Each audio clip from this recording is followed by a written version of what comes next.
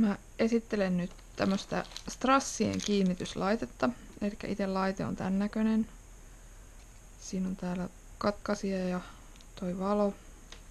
Siinä tuli mukana tämmönen teline, missä sitä voi pitää tässä kuumana, kun se on.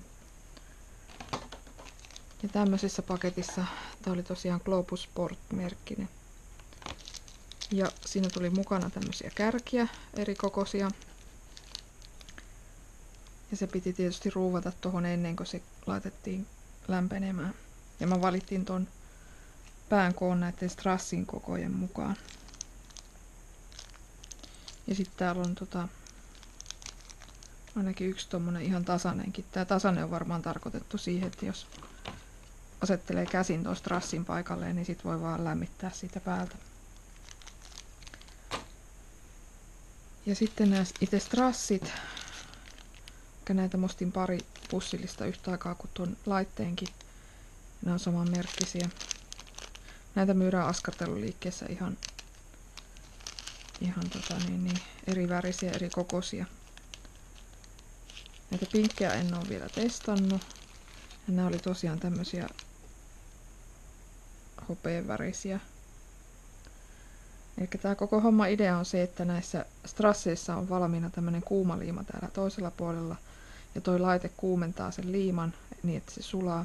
Sitten se laitetaan tuohon, mihin se halutaan liimata. Ja sitten kun se jäähtyy, niin se liima tarttuu kiinni. Ja mä teen nyt tämmöstä ponin riimuun laitan näitä. Ja homma menee siis niin, että tuohon otetaan tähän kärkeen yksi strassi kerrallaan. Otetaan hetki, että se sulaa se liima ja sitten se tökätään tuohon. Ja mä oon eka kertaa tosiaan nyt tätä laitetta käyttämässä. Mä harjoittelin nyt tämän verran. Ja sen verran huomasin, että vaikein tässä hommassa on nimenomaan tää strassin irrotus tästä. Ja siksi mä otin nuppineulan avuksi.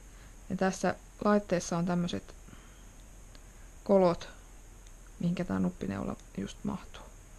Ja sillä saa irrotettua ton strassin. Elikkä mä otan tuosta strassin tähän kärkeen. Sitten odotetaan hetki aikaa, että se liima sulaa. En tiedä näkyykö se tässä videolla, mutta tälleen livenä mä näen, koska se on sulanut. Ja sitten mä laitan sen suurin piirtein siihen paikalleen ja irrotan sen tällä neulalla. Ja sitten asettelen paikalleen suurin piirtein ja sitten painan vähän kynnellä sitä niin, että se tarttuu hyvin tuohon alustaansa. Ja se tosiaan tarttuu lopullisesti sitten vasta kun se liima jäähtyy. Ja tästä tosiaan voi polttaa näppinsä helpostikin. Ja tähän pöydän suojaksi mä laitoin vaan leivinpaperia, että jos tähän tippuu tämmönen, missä on sulaa liimaa, niin sen saa vielä irtikin.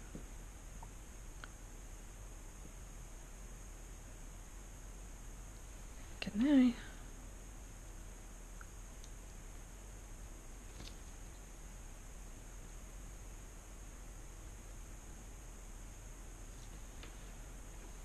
Ja sen verran mä nyt tässä jo huomasin, että nämä strassit ei ainakaan ole mitään kauhean laadukkaita, että näissä on koko vaihtelua aika lailla. Tosiaan on vähän ehkä hankala laittaa niitä silleen siististi, kun ne on pikkusen eri kokoisia.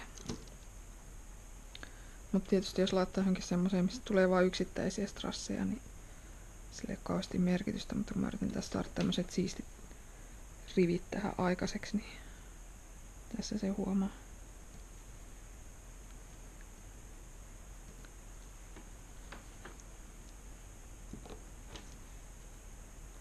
Tää kauhean nopeeta hommaahan tää ei oo.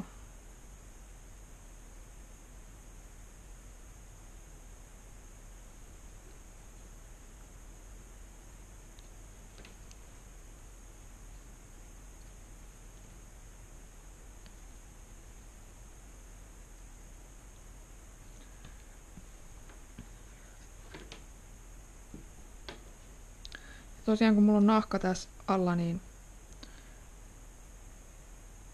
en osaa vielä sanoa, että kuinka ne tulee käytännössä pysymään siinä.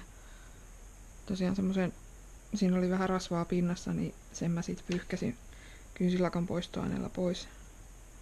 En tiedä, onko se kuinka terveellistä tuolle nahalle, mutta ainakin siitä se kiilto lähti.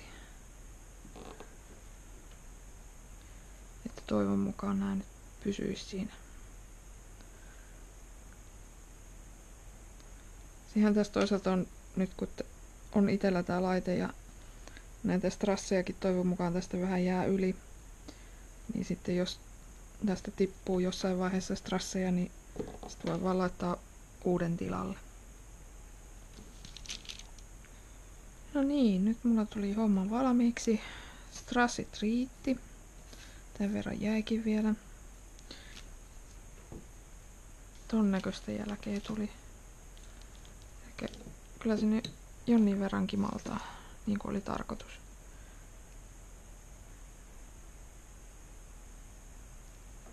Ja tosiaan ihan ok hommaa oli.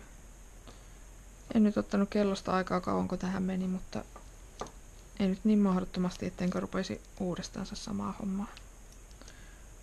Että alle tunti kuitenkin.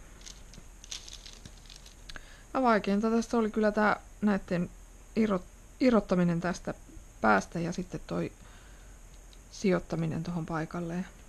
Mutta tämmönen juttu. Jättäkää kommenttia, jos on jotakin kysyttävää.